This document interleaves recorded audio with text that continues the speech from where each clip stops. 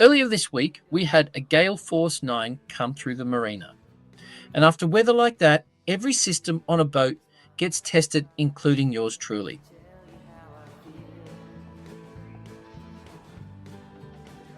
Especially the freshwater system that was still leaking.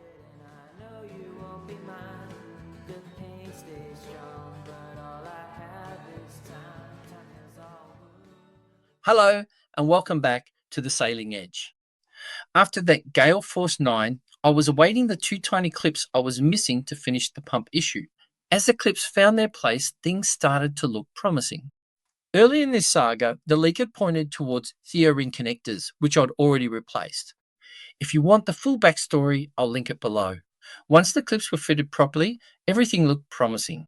The pump primed, pressure built up, and the taps worked exactly as they should.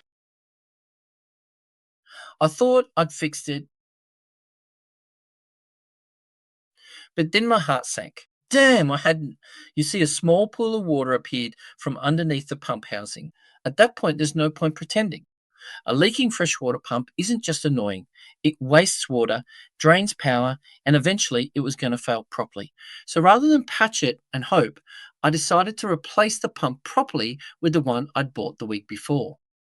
In the end, it turned out I hadn't overspent. The replacement was necessary. Using the Jabsco quick connectors made the job straightforward. With a simple click, the fittings were securely in place. I carefully connected the 12-volt wires and the pump sprang to life. I placed tissue paper down to see if we had any leaks, and success. No more leaks. I can't tell you how relieved I felt. I've lived with this leak far too long. Yes, a more experienced sailor might have solved it quicker, but this time I solved it properly. For the first time, I felt like I wasn't a complete mug sailor anymore, and that spurred me on to complete another small job. I also managed a small upgrade, a tide clock. It's a simple thing, but it makes the boat feel a bit more put together, a little bit more like home. With those two jobs done and running water back on the boat, I headed into Weymouth for a bit of Christmas cheer. You know, the world always does look a little different after a little something goes your way.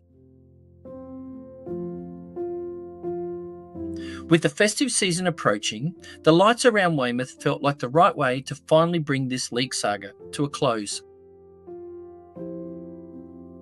So wherever you are, whether you're close to family, far from home, or somewhere in between for this Christmas,